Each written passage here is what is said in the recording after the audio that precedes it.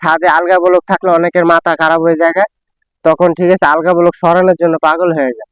তো আপনি ব্লক সরাবেন কেন, ব্লক পারলে রডের নিচে আরো দিয়ে রাখবেন বেশি করে।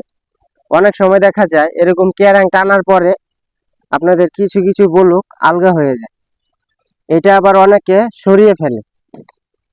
এরকম ব্লক ক্যারাং টানার পরে যদি দেখা যায় দুই একটা রডের নিচে আছে কিন্তু আলগা, এগুলা পারলে আপনারা এরকম রডের তলে দিয়ে রাখবেন, কিন্তু এরকম একবারে সরিয়ে ফেলবেন না।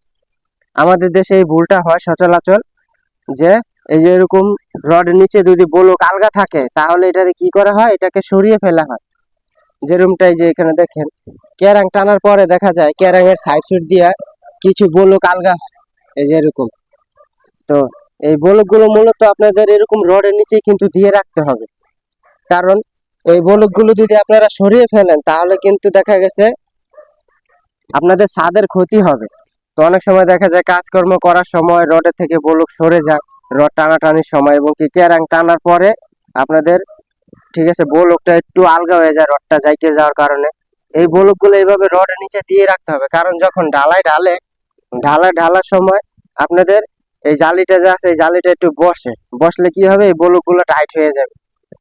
তো এই ব্লক গুলা কিন্তু অবশ্যই আপনাদের বাড়িতে দিতে হবে, এই ব্লক গুলা সরানো যাবে না। এই ব্লক গুলা দেখা গেছে এরকম আলগা হয়ে থাকলে এইভাবে দিয়ে দিতে হবে।